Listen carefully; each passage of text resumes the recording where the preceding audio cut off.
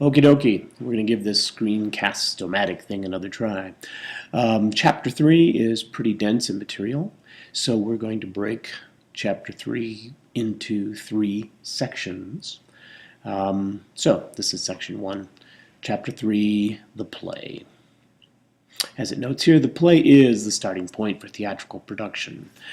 It is the entity that remains intact after production, and it is the blueprint for production, or for a reader's imagination. So we are now talking about the written script. The words that the playwright has drafted and put down on paper.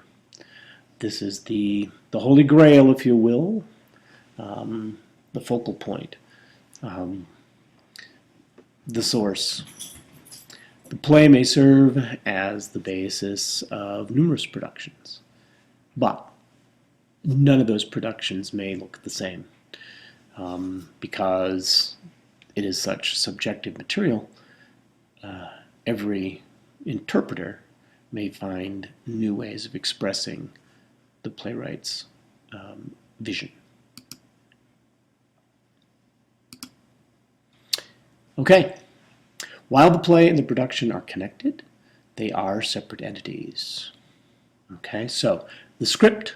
Let's talk about the script when we're talking about the play. The script is considered dramatic literature. Many of you may have taken an English class that reads plays as literature. A lot of you may have taken, say, a Shakespeare course. And the Shakespeare course is taught from the focus of the written word. However, it's important to note that unlike other literary forms, a play is created, is written, is structured in a way that is meant to be performed. It is most effectively experienced when it is produced. So, sitting down to read a play, we're getting ready to read some plays for this class. So, how does reading a play differ from reading other types of literature?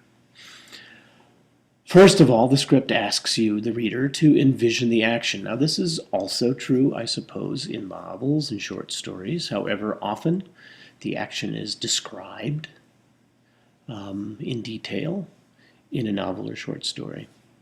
In a script, sometimes moments of action are described, but they are parenthetical. They are not written into the dialogue.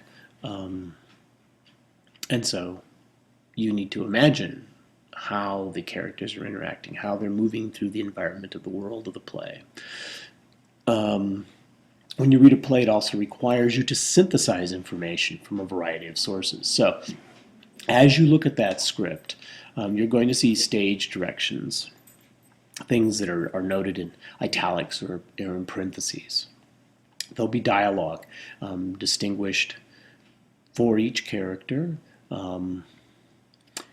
There are character interactions, and then there's the subtext, what is unspoken. The meanings behind the words often are implied.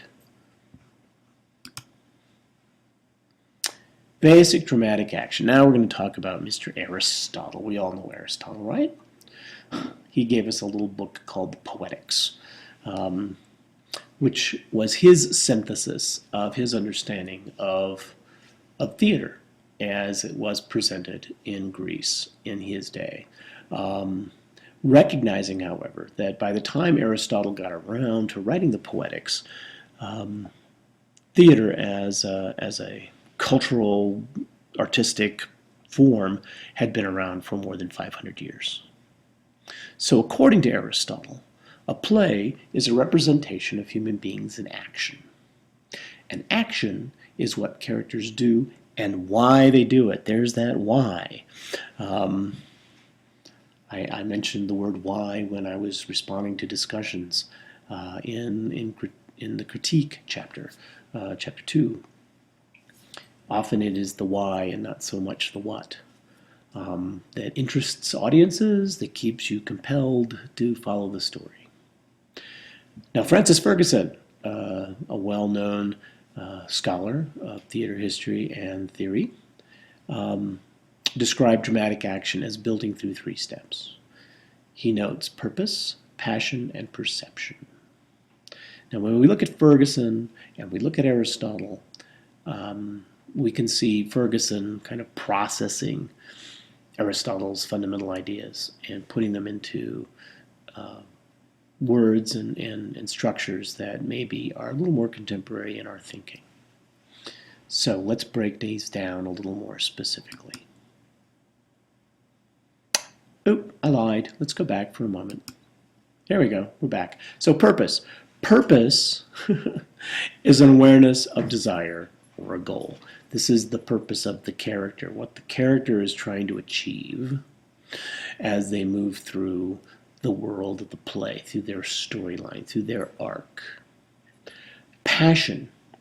This idea is the strength of desire or passion to fulfill that goal. So this is for each individual character, how that character commits themselves to achieving the goal or desire. Perception. Perception is understanding that comes from the struggle. Now, perception can be looked at in two ways. Perception of the character, an understanding that they come to through their struggle, if they have some kind of cathartic experience, some sort of an epiphany that opens up a window for them to greater understanding. But you can also talk about perception in the context of audience, an understanding that is created for the audience through a character's individual struggle. Now we'll move on to the next slide. Dramatic action. Here's another section of this conversation. Characteristics of effective dramatic action. Now these characteristics are broken down in your textbook, not sort of in this handy-dandy list, but they're there. So, first of all, dramatic action is complete and self-contained. And these are all principles laid out by Aristotle. That is to say that a well-written play has a beginning, a middle, and an end. And I suppose that's true of most well-written stories. If you've ever taken a creative writing class, you talk about writing a story. When you write a speech, anything, you need a clear beginning, middle, and end.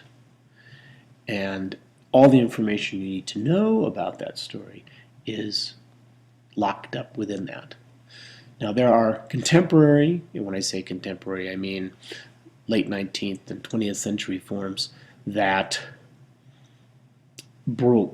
deliberately broke from this Aristotelian model.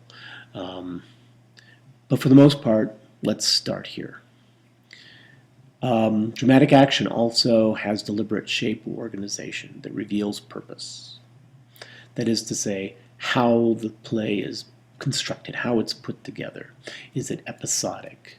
You know, how is it unified in its thought, in its ideas? How the story builds, how the plot unfolds.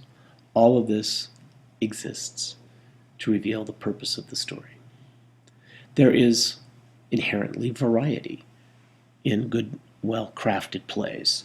You don't want the same thing, you know, going for an hour and a half or whatever. There is variety that creates interest, that keeps an audience wanting more, finding a way to engage in different ways with the audience.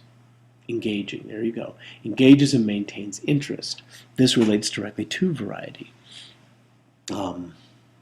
So there are plot twists, there are character developments that draw you in as an audience and keep you interested in the story. And most importantly, I think, there is internal consistency, which is to say that the world of the play could exist, no matter how fantastical it is, as long as everything within the world described by the playwright, talked about by the characters, it has a consistency. Think about your favorite sci-fi or fantasy novel or film series. What makes those stories work is that the world that has been created by the authors or the screenwriters or the filmmakers is this sense of internal consistency. That those worlds are believable and that the universes they exist in make sense.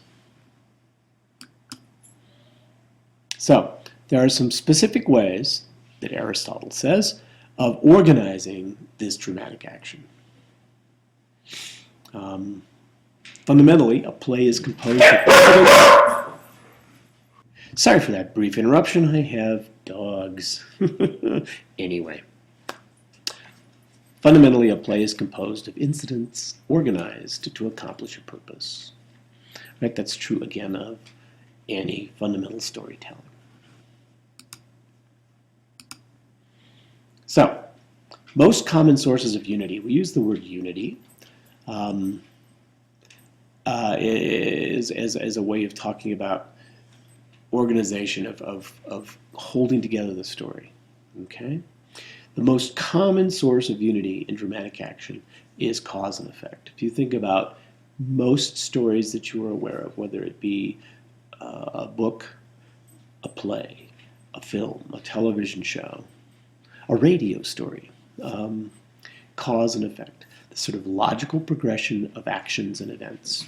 For every action, there is a reaction, and it builds, and it builds. Okay? It's almost like Hegel's dialectic, right?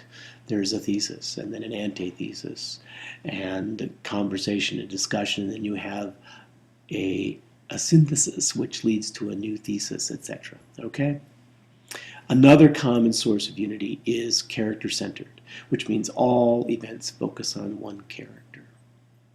The third most common source of unity is through thought, which means that themes are linked by a central theme or idea. There's this overarching sort of philosophical question, and that all the elements link back to that philosophical question or idea. You see that organization used more in contemporary theatrical forms, whereas character and cause and effect are more traditional theatrical forms. There are other ways of organizing and unifying a production. Sometimes it's a dominant mood, a powerful visual style, or a distinctive use of language. And when we talk about distinctive language, we may be talking about classical language like Shakespeare or French neoclassicism. But we'll get into those when we talk about those specific plays. So, this is the last slide in part 1. And then you'll need to go to part 2 to continue this slide presentation. Aristotle defined 6 fundamental parts of the drama. Every well-written drama, every play, has these 6 characteristics. They are plot, character, thought, and when Aristotle uses the word thought, he's referring to the ideas, the themes of the play. Diction. This refers to language and how the language elements of the play are handled.